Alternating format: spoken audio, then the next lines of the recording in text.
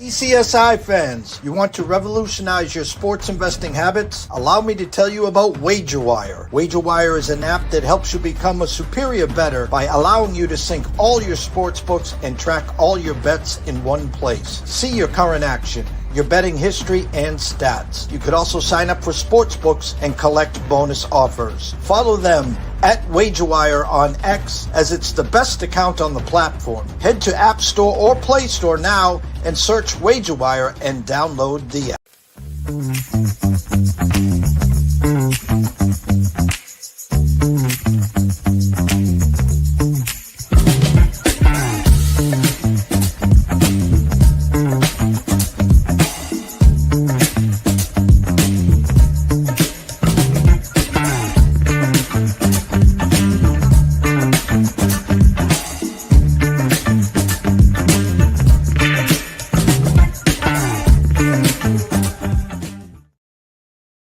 Excuse me, Mr. DJ. Hey, check this out. We got a great show coming your way.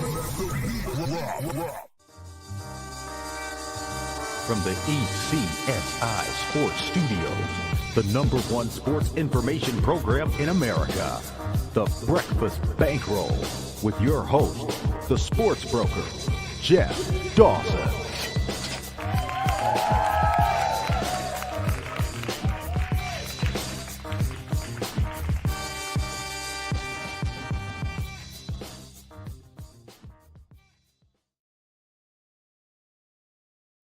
Good morning, sports fans from all around the globe. I am the co-host, Jeff Dawson, East Coast Sports Investors, and welcome to the last re-entry Monday of 2025 with myself and Scott Webb, live from Tampa. I'm live from Cape Cod. A little dreary out there. Got some rain last night, so it'll warm up pretty nice today. So hope everyone had a great weekend. I love our re-entry Mondays. It allows us to go back over the weekend, what we saw, how we did on the numbers and everything, and get us prepared for a Monday night game. Rams in Atlanta right now. The Rams -7.5 at the Circle with the 49. And we have a bowl game, Georgia Southern Appalachian State at 2 o'clock. Currently Georgia Southern 9.5 with the 59.5. Probably one of, if not the game of the year last night. 49ers was a 42-38 final. Caleb came all the way down, and the Bears, fourth down for the game. I don't know what was more impressive. I really don't. You start the game with a pick six down 7-0 and don't blink. I guess I'm really impressed in what Ben Johnson and the Bears have done, and I don't think they've gotten enough credit. I've been not pumping them up, but saying, hey guys, you want to applaud the Patriots. Well, the Bears had almost mirrored you till yesterday. So anyways, first and foremost, a shout out to our proud sponsors and partnerships. It's WagerWire. Head on over to Google Play, download the app. It is free. Travis, Zach, Guy, myself, Ian Berhawley, Carol, Bucks, Alan, Matthew, Jacob, Drew, the list is endless. Come on board. 2026 will be epic, I promise you.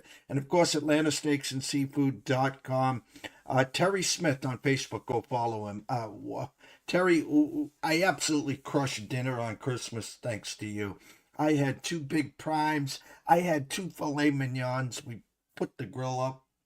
I had baked Norwegian salmon, baked scallop. The list is endless. Thank you, Terry. Go over to AtlantaSteaksAndSeafood.com. Tell them JD from ECSI sent you. Without further ado, let's bring her in. Scotty Webb. What's up, Scott? Hey, man. It is Monday. I'm not sure where we're going to go today. I know we have, re-entry Monday, and we're going to talk about the weekend.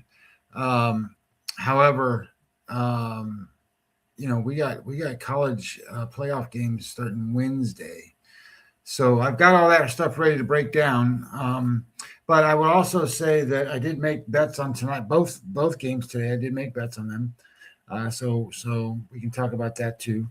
But in terms of what I saw on over the weekend, in terms of the NFL, right, I think you got to start back to what you saw on Saturday with Baltimore. They just handed the ball off to Henry, and like he ran the ball 35 times or something like that for over 200 yards. And then at the same time as that, I thought Green Bay's Malik Willis. I mean, he played his probably the best game he's ever played. So he's gonna get paid next year. So I was like, where's this game gonna go? But Green Bay couldn't keep up, even though it was in Green Bay. And then that set up the Browns game with Pittsburgh, and I'm like, well, it doesn't really matter. Pittsburgh's going to beat the Browns, and they didn't beat the Browns. So now you got Pittsburgh that has to go play Baltimore, and Baltimore's the favorite. And I'm sitting there and I'm going, Pittsburgh, what are you doing? Like stupid Pittsburgh, whatever. Like if you're not good enough, you're not good enough. And then I, to be quite honest, I don't think I would if I'm a Baltimore person. Which I'm a matchups line guy, so I don't really care. But I sit there and I go, I don't think I want Lamar to play. I think I want the other guy to play. They're so much better right now with Snoop than they are with Lamar. So let me have him. And then and then watching this game last night, right? Well, I shouldn't go there yet. We have. Tampa Bay's got to win, right? Well, they didn't win in Miami. The quarterback, of all the praise that they gave him at the beginning of the year, Baker Mayfield's going to be, part of the MVP, and all that stuff. And he is just throwing the ball all over the place and making mistake after mistake after mistake and turnover after turnover. And you can't win games like that. And then you got this head coach who's supposed to be a defensive wizard, can't stop a rookie quarterback in his second start. So I thought that was kind of a bad game. And now I'm just kind of perusing through here. What about the Eagles and the Bills game? I knew it was bad weather. I bet that game under. And that comes down to the 2-point play at the end of the game. To see if they win. The guy's wide open, and Josh Allen scrambling around back there and throws an air ball, so they lose. But that was an amazing game. And then I was just kind of looking at some of these games, and like, what did the Patriots do? They just showed up and kicked the shit out of the Jets. I mean, what the hell's going on with the Jets? Not that it's most people can't beat the Jets, but I mean, like, that Drake May was awesome. 5 touchdown passes, I think, from him. And then there was a little bit of fight in Indianapolis. They played Jacksonville, pretty tough. And then last night's game was not granted. These teams play great offense. They went up and down and up and down and up and down. I mean, like, just up and down the field. I think San Francisco might have had 1 or 2 stops the entire game. Then the Bears, they had a pick 6. That counts as a stop probably. And that was about. And they had 1 other stop in the game. 42-38 game, and the game comes down to the final play, and the guy's running around there like a chicken with his head cut off, and he throws the ball and they just didn't get it in. But I'm not sure, Jeff, that wins in the playoffs. I mean, you can tell me that hey, that's great offense, but I'm going to tell you, if you go play the Eagles right now, and the Eagles, the way their defense is playing, the Eagles, they're going to shut that shit down. Hold on. I love the fire. I love the passion. I love what you had to all say, okay? The Eagles yesterday played to the elements. Do you know how many passing yards Jalen Hurts had in the second half? Again? Not the first time this year. No. In the second half. No. And it's not the first time. Twice this year now he had 0 passing yards, okay? The inept will play a half. The mark my word, timestamp this, 9:44 a.m. on December 29th. The Eagles won't be in the Super Bowl And I'm going to take it a step further. They won't even be in the NFC Championship game. How's that? And I love their defense. They're just playing with their food. They're going through the motions. And listen, I applaud the 2-point conversion. Listen, you don't want to get Josh Allen hurt, who's already hurt. The guy was open. It was a great call. He just, as you said, threw an air ball. So, but the Eagles in there, we're up 13-0. We'll coast again. That's the second time this year that they've done that. They play 30 minutes and then their defense wins the games. But getting back to the Sunday night game, we criticize, not you, but I'm just saying, we criticize snooze fest. These guys went a mano a mano. Brock Purdy, that's the reason they paid him. Okay, the guy is legit. He is an NFL quarterback. And what that really did to solidify is Mac Jones going to get paid next year. Hey, Mac, thank you to get us to this point because we're able to hold on to Purdy for a couple more weeks on the sideline until he really got healthy. Thank you. Okay, and listen, all the bullshit, all the crying. Listen, Ben Johnson culture, the running game, Swift, Monagai. Yeah, Caleb is not completing 68, 70% of his passes, but he's not making mistakes. He's putting you in position to win. And again, you are right. I don't like rolling to the right or rolling to the left because you're cutting half the field off. But again, that's where Caleb is most comfortable. Came down to the last play. And if he could have got a little more on it, I think the kid would have got the touchdown there.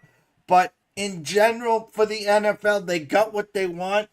I'll give everyone the look-aheads right now. Give me 1 second. And I'm being sarcastic here, Scotty. The minor league 4:30 game, Carolina at Tampa. Tampa -3 and a 43.5. They've won one game since October. If you mailed me 100 to bet on Tampa, money line next Saturday, I'd mail you back 200. I wouldn't touch, and even if they win, they're gone in the first game. Seattle, San Francisco, holy cow. San Fran -1. It opened one with a 49.5. I'm seeing a 50 with the one. I thought that'd be high. A lot of respect to Seattle and Darnold there. Those games are both on Saturday, and then let me see if it's moved. The late game, of course, everyone's been talking about for 6 weeks. Baltimore at Pittsburgh. Baltimore 3.5 with a 41. Scott. Yeah, I think it's hard to sit there and go, hey, Tampa Bay, you're the better team, and they are in terms of talent and players and all that stuff. So there's an issue. Baker Mayfield is the issue. That all being said, they got brand new play, a brand new play caller this season, and maybe he's like panicking and not doing a good job and different things. There's a lot going on in Tampa Bay in terms of what's wrong with that team. Now, that all being said, does Carolina have the firepower to take advantage? Well, shit, what kind of firepower does Miami have? And they won that game, although Miami's playing a little better than they have been, and they've been playing a little bit better defense. Now, having said that, I really got to look into what's going on with the Seahawks in the 49ers game, because you saw what San Francisco is, and San Francisco is all offense. And Seattle, the way I look at Seattle, and maybe not the way everybody does, but the way I look at Seattle is they're all defense. I mean, they play really good defense.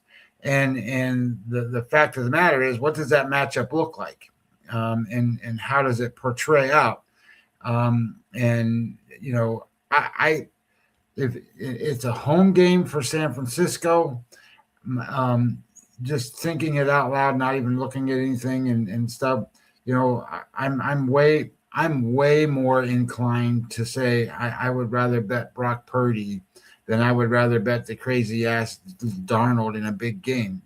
Now, that all said, San Francisco's defense is you can do anything you want. You can run the ball, you can throw the ball, you can do whatever. They can't rush the passer, all that.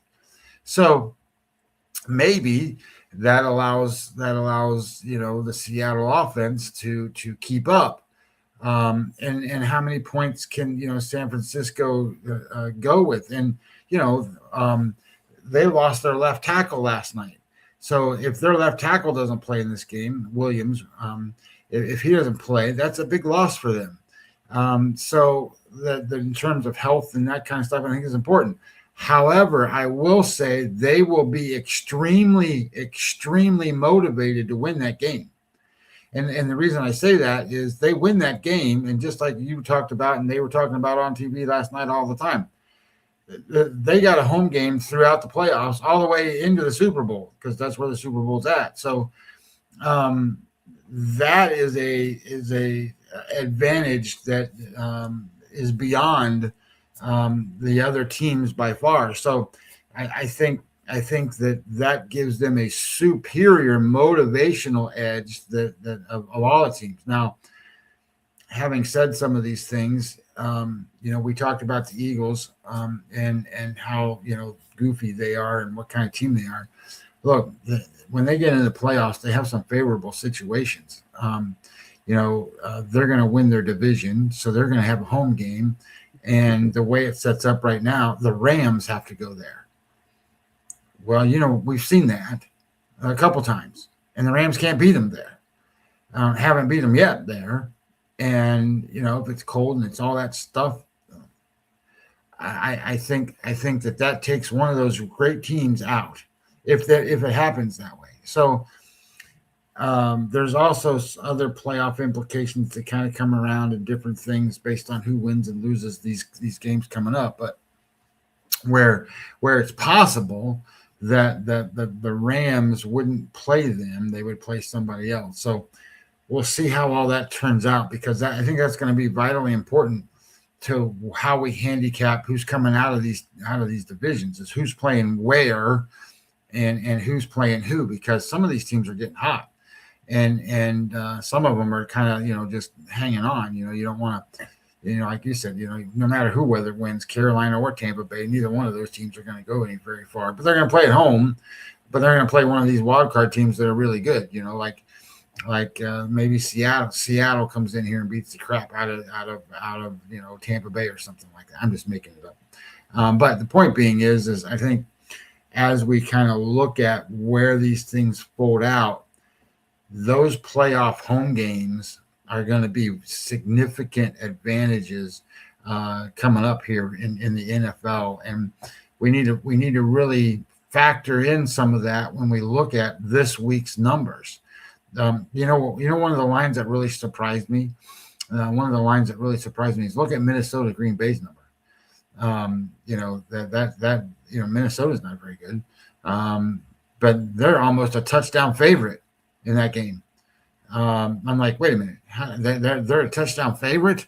So I gotta look at that and see what's going on. Now it's quite possible, that like these teams, Green Bay, and don't have anything to play for, stuff like that. But I don't understand it. I think it's something we got to look into and see what's going on with some of this stuff. These games are double-digit spreads in some of these spots where one of the teams, who cares? Who really cares? Like it doesn't matter on some of these games whether one team wins or one team loses, and some of them are playing for draft position, and I don't know. So some of these games are kind of out there. The rest of them kind of matter. There's some of them that really matter. Some of them matter a lot. But I think looking at the playoffs and trying to figure out and what the home field edge is going to be, and then who the matchups are going to be, I think that's important as to what you try to figure out what you want to do.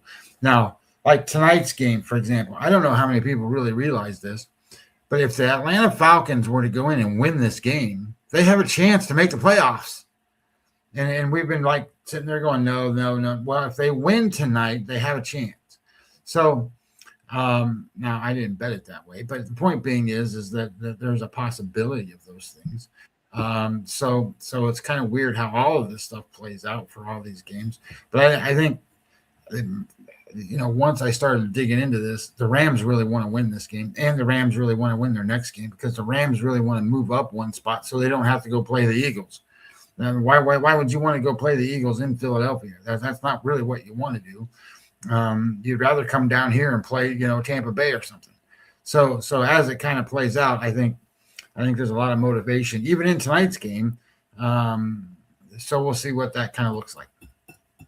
Yeah, my landscape overview in the NFL, very simply, stay in the NFC. We talked for weeks about potentially Seattle and the Rams 1-2. Who's host, and now in comes the Charging 49ers. I'm going to say this out loud, and just my take on the matter is, I think the rest of the NFC, I think, is rooting for the 49ers, Scott, to win next week. And because warmer weather, yes, they have a home field advantage. It's not like the Rams. But I think for most teams, if they had to travel in a championship game, they'd rather travel to San Francisco than Seattle, if Seattle is still standing, with the weather, with the defense, with the winds that usually come in Seattle late January. So that's my hot take there. Again, I think it's going to, and this is just my 2 cents, I think I put the Rams a slight notch ahead of Seattle, and then I put the 49ers ahead at third, ahead of the Eagles. It just, again, the inconsistency. I know they're the Super Bowl champs. I know they have a great defense. I do know that they won't be hosting the whole playoffs unless one of the two teams, in front of them get picked off. The Rams have the formula to beat the Eagles. I'm not even saying last year's blowout in the playoffs, but they've come back. They know how to beat them. They would need a flawless game, of course, from Stafford. Devontae Adams, is he healthy yet? But the inconsistencies of their play 30 minutes, take 30 minutes off, hope the defense carries us. I'm not buying it, and I could get egg on my face. I know a lot of people that have jumped in at the 9-1 price that they got to win the Super Bowl. That's an amazing price. You can get them, a decent price to win the NFC. I think the NFC, again, Rams, Seattle, right there, 49ers a notch behind. And I think that the 49ers will be less than 3 against a Seattle or a Rams team in that NFC championship. In the AFC, again, Denver 1, Patriots 2. You talked about the Pats and Drake May, and just hats off. A great season. One more left. They're 10-point favorites against Miami. Denver. Here was the one hope that the Chargers were going to come in and pick off Denver so the Pats potentially could get the 1 seed. Well, Vegas is saying not so fast, because Denver opened at 3, has gone to 7.5. Now, I assume that means potentially maybe no Herbert. There's no need for them to play that game, but it looks like Denver 1, Pats 2. There is a scenario and a setup where Buffalo, and Josh Allen's foot is not good, but there is a scenario Buffalo will travel to New England for the first game of the playoffs there. So a lot there, but my point to you, Scotty, and I'll let you close the NFL with this, the 2 hottest teams in the AFC, not named Denver or the Pats. And I think Denver is flawed, like I think you think. I think the Patriots are a great story. I think they have holes. Everyone in the AFC does. But I think, again, you got to put some respect on the Jaguars, number 1, and what Trevor Lawrence has done of late. And number 2, I keep saying this, I don't want to play him. I'm sorry, I don't. The Houston Texans. Yeah, I just ran through, that exercise we've been doing through the NFL machine thing there that predicts the game. So you go through and, like, I picked the Rams for tonight, and then in these games for week 18, Okay, I picked the home team I picked the Buccaneers, and I get it. They may lose, but whatever. I picked them, and then I picked San Francisco to beat Seattle because it's a home game. So I picked that. I picked Houston. I picked Dallas. I picked Bengals. I picked the Ravens to beat the Steelers. I picked Buffalo. I picked the Bears to win. Nothing crazy. That all said, if you do that, the playoff bracket looks like this. San Francisco gets the number 1 seed because they beat Seattle this coming weekend. And then you have Green Bay goes and plays at Chicago in the playoffs. The Seahawks go and play the Eagles then. And then you have the Rams go and play Tampa Bay. Ultimately, that's what the Rams want. The Rams would want, and in my mind, I think the Rams are the best team.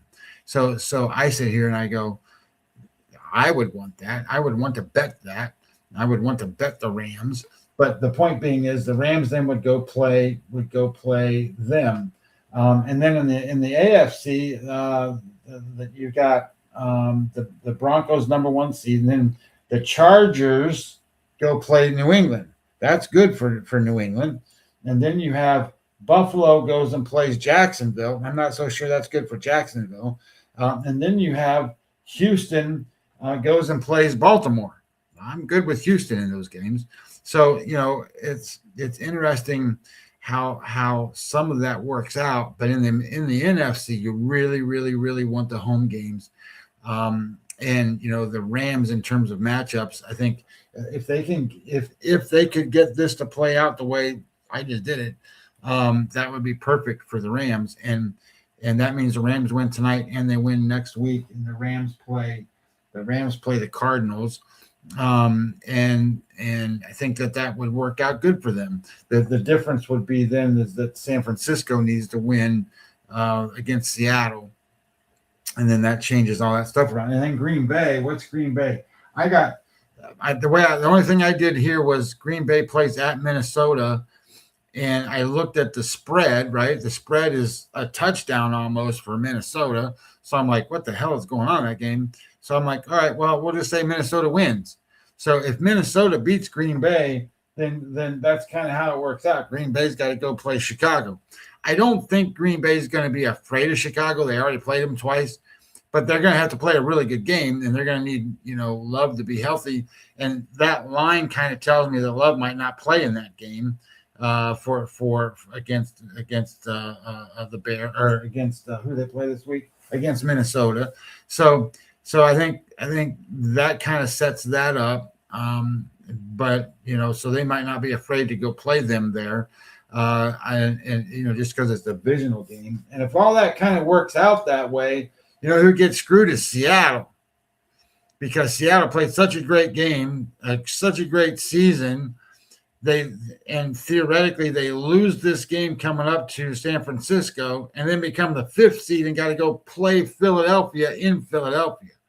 That's they're playing for the number 1 seed and then all of a sudden have to go play at Philadelphia. That's I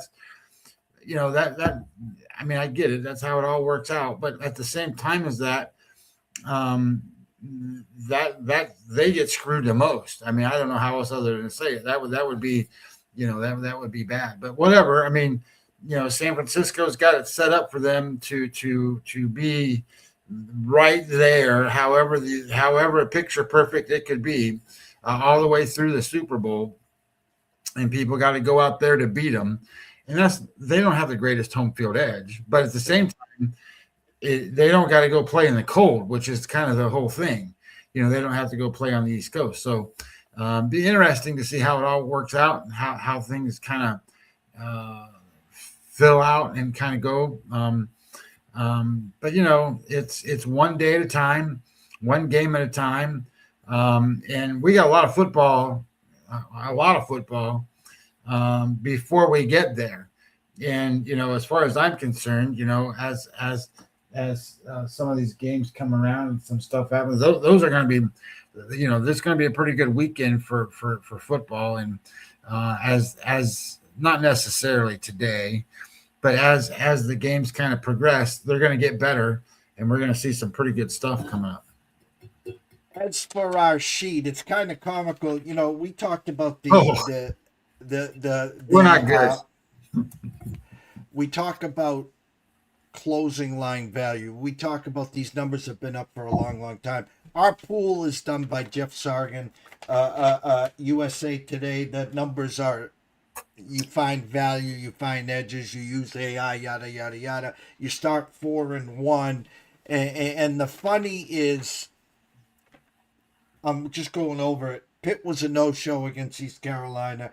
Clemson was a no-show against Penn State. Army boxed the wire against UConn. The comedy here, BYU. I was marking it as a winner. Then I looked at the line like, shit, we lost. Well, the closing line was 3.5. We had 4.5 there. And I want to tell you something. We had the over in that game. And we had the BYU team total over 29.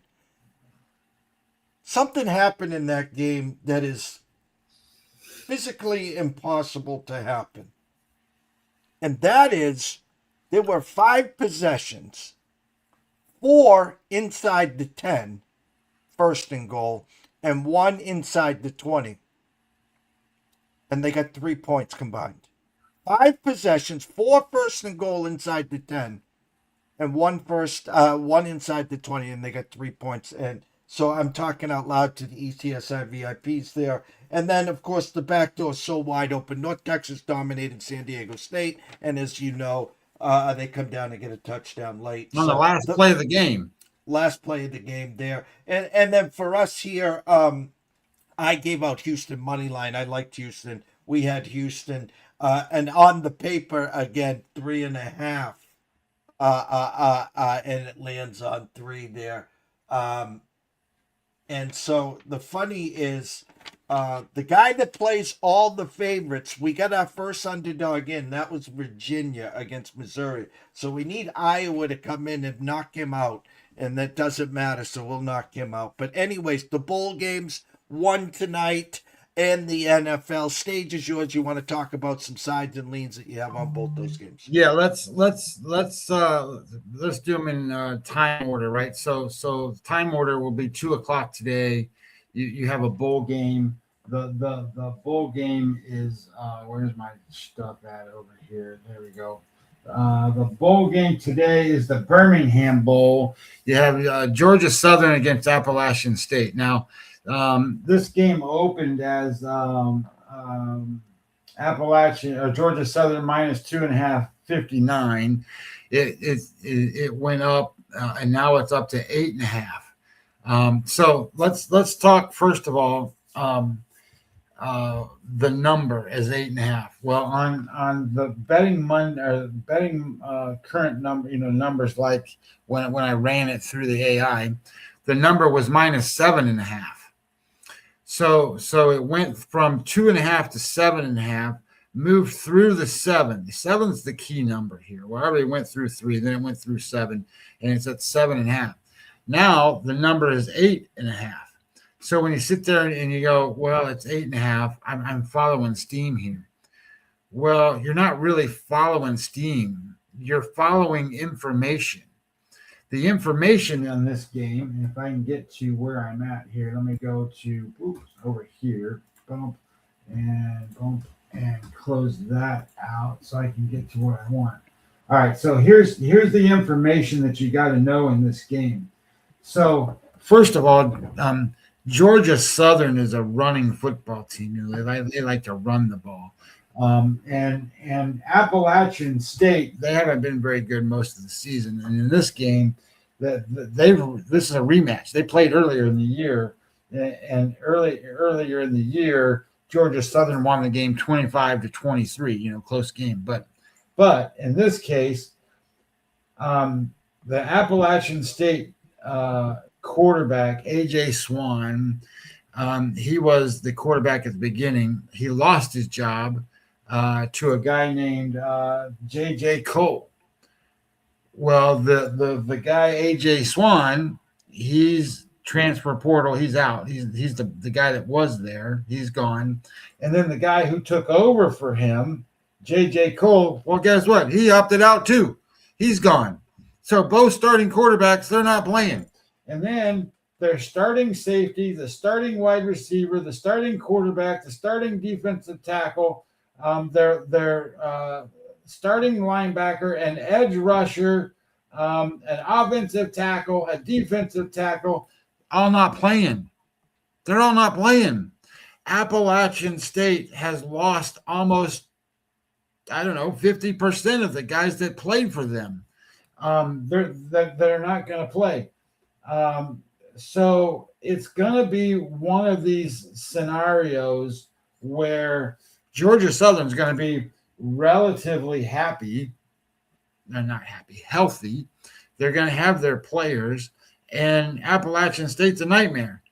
So when you go from 2.5 or 3.5, whatever the number was, to 7.5, it goes through the key number 7, and now it's up to 8.5.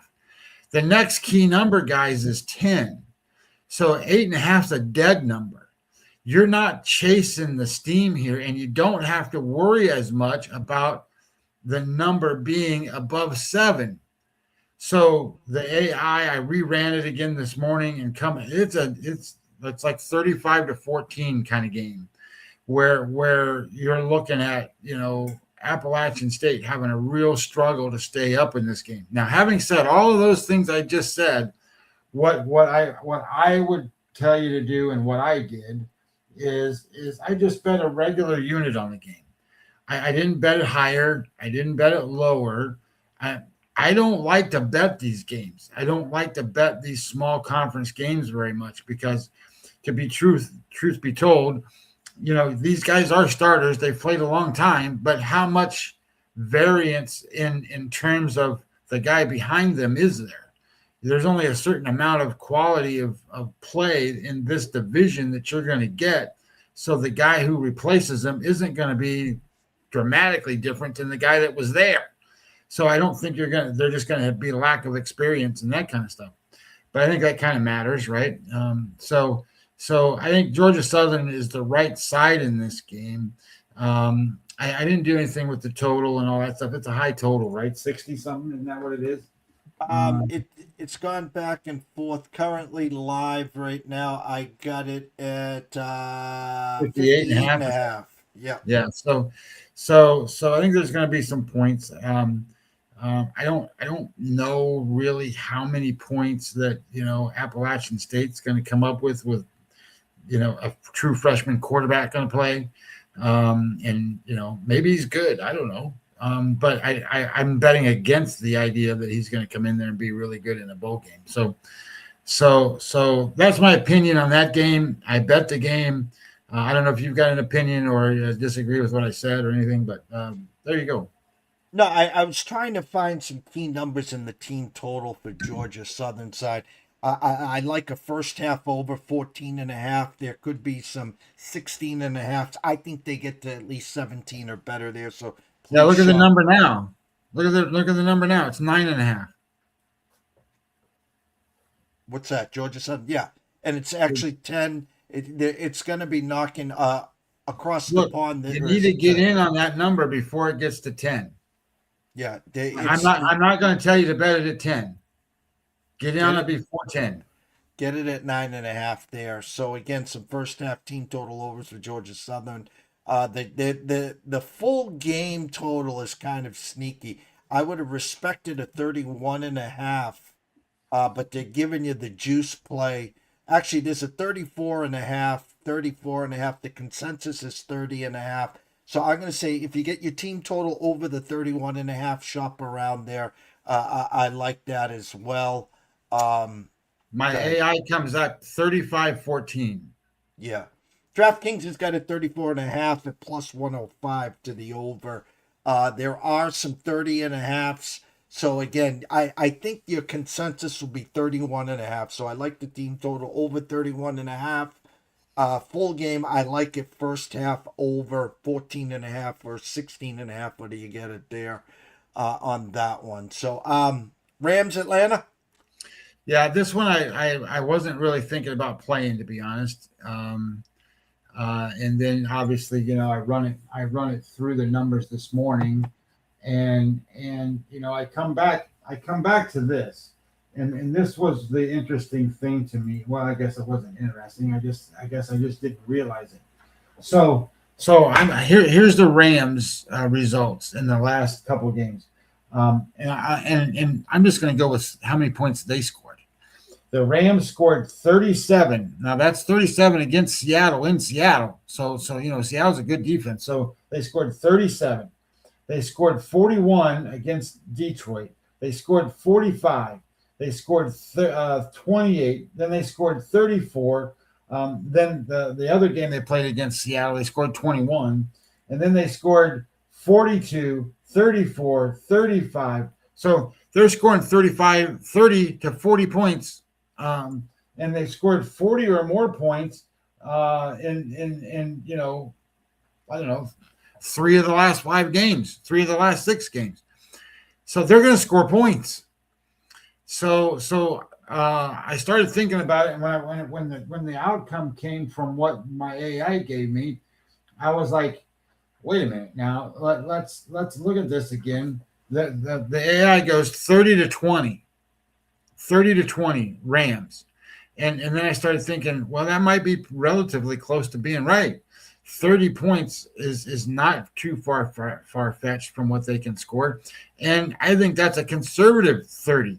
The Falcons on defense are not very good. What the Falcons do is they are a number 2 rated team in terms of how much they blitz. They blitz at a number 2 rate. Well, Matthew Stafford is quarterback QBR rating over, I don't know, I think it's like 120 or something like that against the blitz. His EPA value against the blitz is like the second best, if not the best, in all of pro football. So I think what they do in terms of the Falcons is something that the Rams can counteract pretty well. Now, on the other side of the ball, what the Falcons do is give the ball to Bijan, and they just let him run the ball. And Kirk Cousins has been proficient back there. He's not been great. He's been proficient. Well, I like the idea that, you've got the Rams here who are a top-tier run-stopping defense. They stop the run. And that's going to mean Kirk Cousins has to beat the Rams. I don't see it. So I look at this and go, I don't know that the Falcons can actually get to 20. And if the Rams can get to 30, this becomes a bet. So I made the bet. Again, this is one of those games that, was 8, now it's 7. I like the 7. I don't think it's going to go to 6.5. If anything, it might go back up as far as I'm concerned. But I like the bet at 7. I took it at 7. I think the matchup is favorable for the Rams. And then when I started looking at what it means for the Rams to win this game, and then possibly with a little bit of help from San Francisco, what it means for them to not have to go play Philadelphia in game 1 in Philadelphia, I think that's what they want. I think they want to win this game, and I think they want to win it as best as they can. I think they're going to score lots of points, and I get it. The wide receiver is not going to play or whatever, Adams. But I think they can do so much to do it. Like you can run on Atlanta, you can throw on Atlanta. They're going to blitz, and as long as you block them, you're gonna. And who's the best guy is Nakua, right? And they can throw the backs and stuff coming out. Look, I just think they have so many different ways they can attack this Atlanta team. And Atlanta's a team that'll give up points. So I like the idea, and I just put a unit on this game and I put a unit on that game. So hopefully I can get 2 units today. That would be good. Closing thoughts, I'm going to throw you a soft lob. And again, we've talked at length about this. It's the holiday season, the new year. Hoping we're not talking February, and I'm talking, of course, MLB and free agency. The big boys, again, Kyle Tucker, the next big shoe to fall. will Marte get traded? If so, does Arizona come flying in for Bregman? And the more I did some research, the more I talked about to some colleagues and stuff about the Soto clause, the more it really intrigues me. Where you really could make Soto happy here is if the Mets get involved and get Marte. Their top four would then consist of Lindor, Soto, Marte, and Polanco. I mean, there you checked every box for Soto. Now go play baseball. But I still think when the dust settled, I don't agree with some of the some of the so-called experts where if the Sox don't get Bregman, they don't get Marte, they're just going to get pivot and get Bo Bichette. The only way they would get Bo Bichette is in a 3-year deal, and I don't think Bo's going to take anything less than a 4 or 5-year deal, Scotty. Yeah, I didn't see it, but I look, every day I go and I check the tracker, and I guess I didn't realize Baltimore re-signed or signed Zach Eflin. Yeah, that's not earth shattering, but it's good for them. They need they need more pitching. That also tends for me to believe that I don't know if they're in or out on these big guys. They need a big guy at the top. They still need a big guy at the top. They're counting on a bunch of number twos to carry them through, and but we'll see. But in terms of what you're talking about, I don't know who's going to go first. I think once the guy that goes first, and maybe it's Tucker. Maybe Tucker's the one that's holding everybody back, from signing all these contracts. But when one of them goes, they're all going to go pretty quick. But remember, some of these guys don't sign till late. I mean, they just sign later and later and later sometimes as things go. But we're getting ready to be, January 1 here. Pitchers and catchers are they report, Valentine's Day basically. So think about it. That's 45 days. So we're talking pitchers and catchers, 50 days from now. So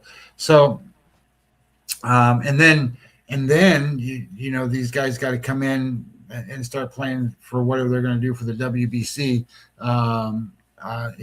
So I don't know if anybody reported or saw, but Bryce Harper is now the first baseman for WBC. So that's another big star going to play in that tournament. It's unbelievable how that stuff works. Anyway, in terms of who's going to fall and where they're going to go, I don't know. I agree with what you're saying. I think the Red Sox, I think the Mets, I think some of these teams are out there just waiting to do something. The Mets moved a lot of their guys to make a deal. It's how much is it going to cost them? What are they going to do? I wouldn't be surprised if Arizona doesn't do anything and just keeps Ketel Marte. But I do know that he was a clubhouse problem in Arizona last year. He was. And he's just a prima donna crybaby guy who actually cried on the field. I don't remember if you remember that, but somebody made fun of his mom or said some bad things, and he started crying on the field. And I'm not saying that that's what you should do or shouldn't do, but if you're going to make a trade and trade all your guys and go all in on this guy, check all your bases and what your clubhouse seems to be like or whatever, and I'm still waiting to see if the Cubs have money, they haven't done anything. The Yankees have money, they haven't done anything. Some of these teams are out there just sleeping, and I don't know that they're really sleeping. And, I think something might pop where, holy crap, I didn't see that coming. And then all of a sudden you're like, oh my God, that's pretty good. So just imagine if the Yankees went out and they signed Kyle Tucker and plays bats left-handed in that stadium. And then they go, well, I don't care about Bellinger no more. You guys can, I want, they wouldn't care. So I think there's lots of different things in play, and we don't know yet. I will say that if you're not following what the Pittsburgh Pirates are doing, you're missing out because the Pittsburgh Pirates are at least, how do I say this the right way? Low ball spending as much money as they can.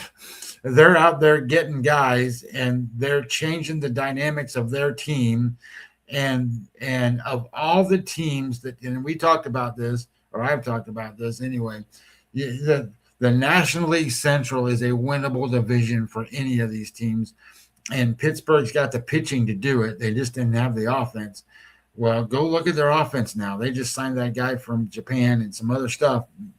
I think the things that they're doing change the dynamics. I don't know if it moves the needle enough, but man, maybe they get some of these guys. What's that other guy's name that was the shortstop, went to play center field? Cruz O'Neal. That maybe they can get him motivated to play a full season and hit, and stuff like that. And they got Connor Griffin or whatever that guy's name is that comes up. It's like the number one prospect at shortstop. Maybe he comes out and hits. If they got guys that can play and hit, they're going to be just as good as any of the other teams in that division. So I'm very interested to see how things sort of shake out. And if there's any additional like big bat, maybe you get one big bat, one big proven RBI guy. And if they can do that, I don't know that doesn't put them right in the race. I don't know if they're quite there yet, but by God, they're doing a lot. And I sit there and I look at a team like Cincinnati, for example, and go, shit, you could be doing the same thing, if not more, and be better, like the Brewers are the Brewers, and the Cubs, they could go spend all the money in the world if they wanted to and put a team together that's more associated to with like what the Dodgers have or what, some of these big bankrolls have and be dominating that division forever. But they don't. And that's where it just puts teams like Pittsburgh and, the Reds and some of these teams in that spot where, hey, the only thing that I know that's not going to be competitive is the Cardinals because the Cardinals are selling everything they got to kind of go through a rebuild. So, they put that off for so long, now maybe they're going to get a chance to actually put it through and go from there. So that's interesting to me. And obviously baseball, God, is the greatest thing in the world. But getting back to one last thing, and I don't want to, unless you don't want to do, because it's getting late, we've run an hour. But these college football games, playoff games are coming, and you got to watch the numbers. My AI came back with one of the best bets, and it's one of the best bets that it came back with. It's the Ohio State Miami game under 42.5. It's not 42.5 no more. It's 41.5. The key number is 42. And if you don't act on some of this stuff, I'm saying this, but I didn't break it down. I didn't share the information. And I didn't do all this stuff with everybody. I think, Jeff, one of these days, we don't have to do it today, but like tomorrow for sure. And absolutely, we're going to have to talk about these college playoff games because they're going to get, the numbers are going to change. And as the numbers change, we're going to miss out on some of this.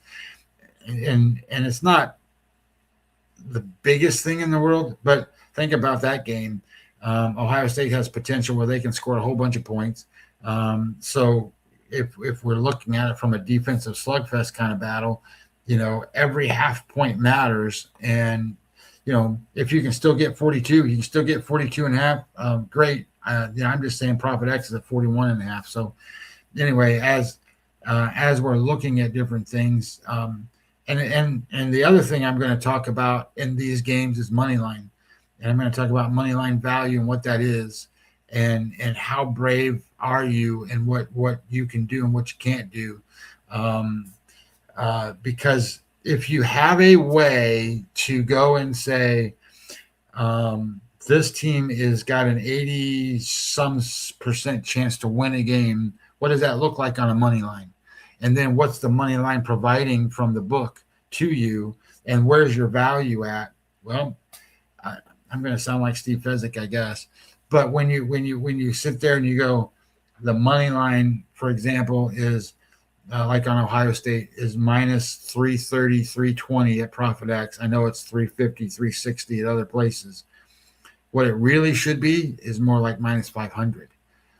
They're going to win the game. Will they cover the spread? I don't know that. Theoretically, they're going to win the game, but how do you bet it? Well, where's the value? The value is in minus 330, minus 320. And then you sit there and go, well, shit, I only bet $25 a game. I'm not, minus $50 a game. I'm not going to do that because of this, that, or the other thing. Well, I get it. But in some cases, that's it. So we're going to get into some of that stuff as we go. So anyway, those were my final thoughts. Tomorrow we'll be back 9:15, 9:30. There are 3 bowl games tomorrow. We got the Independence Bowl, Coastal Carolina, and Louisiana Tech. We got the Music City Bowl game, which should be a fun one in Nashville, Tennessee. Tennessee versus Illinois. And then the nightcap, the Alamo Bowl at the Alamo Dome, USC TCU. I think, Scotty, what we're going to have to do is we're going to have to come back Wednesday, because Wednesday we have 1, 2, 3, 4, 5. We have 5 bowl games, and of course the nightcap is the Miami Ohio State game, and then we can decide then on Wednesday if you want to talk about the 3 Thursday games, of course. Then and we can come back on Friday, but we'll figure that one out. How's that? Yeah, well, however you want to do it. I just think that if you don't talk about these playoff games starting, now, we always teach, or I always preach anyway, try to get your best numbers and don't bet bad numbers. So as things go, these numbers are going to move, especially as we get closer and people start really betting bigger money. The numbers are going to move. So we'll see what it looks like. Nick Hatcoat at the top of the hour. We're going to talk some college football with him there. And then myself and Scotty will be back tomorrow morning. Andrew McGinnis will be back as well. No Ron Marmolewski this week. And the rest of the week will be up in the air. Follow my timeline there, of course. So for myself, Jeff Dawson, at EC Sports Investor, one and only Scotty Webb at Webby20 MLB. Wish everyone a blessed day. Go get yourself a coffee and a bagel. I'll be back in 28 minutes, and stay tuned.